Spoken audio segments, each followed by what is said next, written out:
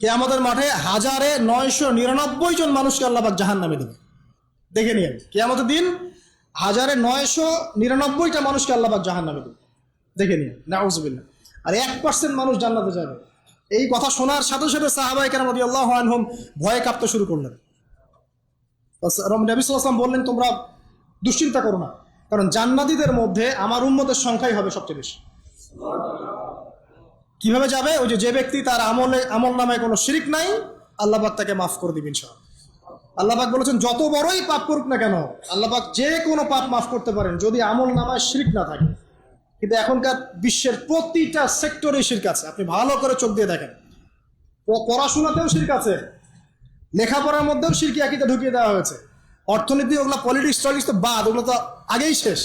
এখন পড়াশোনার মধ্যেও শিরক ঢুকিয়ে দেওয়া হয়েছে, ধর্মের মধ্যেও শিরক ঢুকিয়ে দেওয়া হয়েছে। শিরক থেকে বাঁচা খুবই ডিফিকাল্ট। এই জন্য নবী সাল্লাল্লাহু আলাইহি ওয়াসাল্লাম এখানে বলছেন, তোমাকে জ্বালিয়ে দেওয়া হয় বা হত্যা করা হয়, শিরক করো না কখনো। আর হাদিসে বলছেন, যে ব্যক্তি শিরক মুক্ত আমল নিয়ে আল্লাহর সাথে সাক্ষাৎ করবে, আল্লাহ পাক তার সামনে আসমান জমিন সমান রহমত নিয়ে সাক্ষাৎ করবে ইনশাআল্লাহ।